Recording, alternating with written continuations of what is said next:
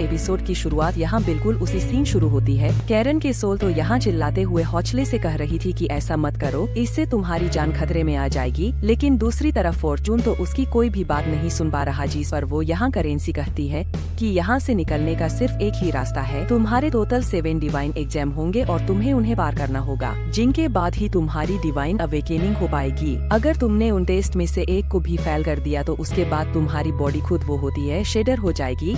समझ गई थी कि उसे हॉचन के लिए ये ट्रायल्स देनी ही होंगी। बाहर की तरफ फॉर्चून भी पूरी हिम्मत के साथ डीमन प्लीज आवो की तरफ बढ़ता जा रहा था। दूसरी तरफ हम करण को देखते हैं और उसके फर्स्ट ट्रायल में हमें जाने को मिलता है तो उसे कांडों पर चलना हुए कांति इतने सारा श्राप थे जो कि बॉडी के आर पार हो जाते थे। पर दूसरी तरफ कैरोलिन सब दर्द को झेलते हुए धीरे धीरे आगे की तरफ बढ़ती जा रही थी। हॉचिन भी बिल्कुल सीम दर्द की तरफ महसूस कर रहा था क्योंकि डीमन प्रिंट ने उसकी हालत बहुत ज्यादा खराब कर दी और वो जैसे ही करण की तरफ बढ़ने की कोशिश करता है, हाउचिन दोबारा से हिम्मत करते उसके सामने आ गया। डीमन ब्रीफ यहाँ से कहता है, क्या फिर तुम मुझे कब तक रोकोगे? ये बात तुम ये अच्छे से जानते हो कि तुम ज्यादा देर तक मेरे सामने नहीं टिक सकते। जिस पर हॉचिन जवाब देते हुए कहता है कि मुझे इस बात से कोई फर्क नहीं पड़ता। हॉचिन जो कि अभी बहादुरी के साथ डीमन प्री बहू का मुकाबला कर रहा था, अचानक ही हम देखते हैं कि साबू ने अपनी छोर के इस्तेमाल करते हुए हाउचिन के दोनों पंख काटती है, यानी कि वो कमजोर हो चुका है। और हम देखते हैं कि डीमन प्रीवो ने हॉचेन को बहुत ही बुरी तरीके से पीटना शुरू कर दिया था। यहाँ कैरन तो अपने फर्स्ट ट्रायल को कंप्लीट करते हुए सेकंड ट्रायल के गेट तक आखिरकार पहुँच गई थी, जहाँ सेकंड ट्रायल में इंटर होते साथ ही उसे जानने को मिलता है कि यहाँ पर उसकी सोल प्यूरिफिकेशन टेस्ट होगा।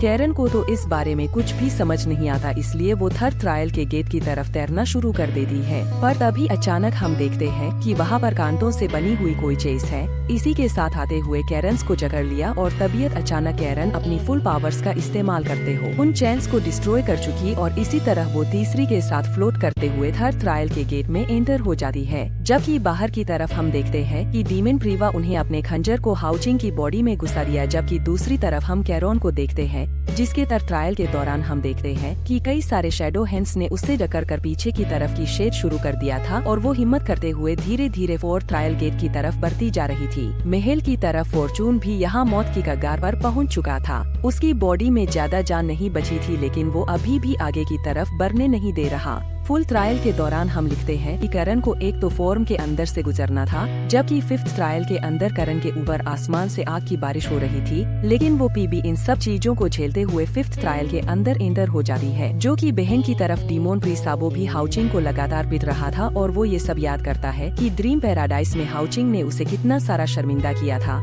सर यहाँ हाउसिंग को 25 पर 25 करता जा रहा था और 7 ट्रायल में एंटर होने के बाद हम देखते हैं कि अचानक वो अपनी मेमोरीज में आ गई। यहाँ पर कैरोन की हाउसिंग और उसके अपने प्यारे दोस्तों के साथ गुजारी हुई हर एक प्यारी मेमोरीज थी। यहाँ कैरोन को कहता है कि तुम 7 ट्रायल तक पहुँच चुकी हो। अगर अब तुम्हें एक स्ट्रांग हार्ट चाहिए, उसके लिए तुम्हें अपने सारी डिजायर्स को मारना होगा, अपने दोस्तों को, अपने प्यार को, अपने हर एक चीज को अगर तुम कुर्बान करने के लिए तैयार हो जाओ तभी तुम एक स्ट्रांग वॉरियर्स बन पाओगी। मैं हूँ गॉड ऑफ डेथ, अगर तुम मेरी सक्सेस बनना चाहती हो उसके लिए तुम्हें अपने हर एक डिजायर को मारना होगा। कह रहे हैं तो ये सब सुनकर बहुत ही उदास हो चुकी थी। वो अपने सामने मौजूद अपनी ग्रुप के दोस्तों को याद आती है जिनके साथ गुजारे हुए हर एक लम्हे उसको बहुत प्यारे थे। हम देखते हैं वो अपनी डिजायर्स की कुर्बानी देना शुरू हो गई। धीरे धीरे करण आगे की तरफ बढ़ती जा रही थी और उसके आगे बढ़ती हुई उसकी जितनी भी मेमोरी है वो सब की सब धीरे धीरे करके खुद ही एरेस हो रही है। चाहे फिर वो मेमोरीज उसके दोस्तों की हो या फिर उसके पेरेंट्स की, उसका दिल हर एक लम्हे चकनाचूर होता जा रहा था। पर वो खुद को काबू करते हुए धीरे धीरे आगे की तरफ यूं ही बढ़ती रही कि हॉचेन अब मेरी बारी है,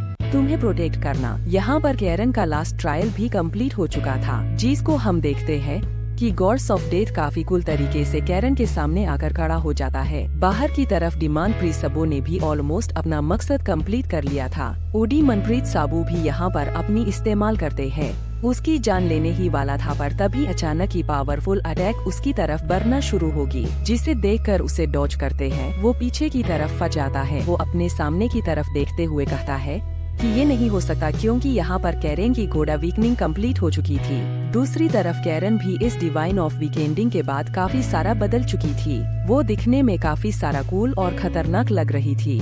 जबकि गॉड्स ऑफ डेथ कहता है कि मैं वेलकम करता हूँ, आज के बाद तुम मेरी नई ग्रिम रीपर हो। करण के पास उसके हाथ में एक न्यू तरह का वेपन है जिसे साइड कहते हैं और वो इसका इस्तेमाल करते हुए किसी की भी बॉडी से उसकी सोल निकाल पाएगी। डीमन प्री तो यहाँ पर कैरन की पावर को देकर कहता है कि सिर्फ इससे नजरें मिलाते हुए मुझे ऐसा क्यों लग रहा है जैसे कि ये मेरी बॉडी से मेरी सोल निकाल लेगी। अपनी ड्रैगन सोल को समझ करती सीधे कैरन पर हमला करने के लिए उससे आगे की तरफ भेज देता है और वो ड्रैगन जैसे ही करण के पास आया वो फौरन अपने साइड का इस्तेमाल करती हूँ उसे बीच में से हाफ कर देती है। साइड का इस्तेमाल करते हैं एक जोरदार लगा देती है जिसकी वजह से तो वहाँ पर एक बहुत बड़ा टेरिफाइंग ब्लास्ट हो चुका था। दूसरी तरफ फाउचेन भी होश में आ जाता है जो कि धीरे धीरे अपनी आँखें खोलकर देखते हैं कि उसके सामने कैरन खड़ी है और इस सस्पेंस ही इसके साथ हमारा ये एपिसोड यहीं पर खत्म।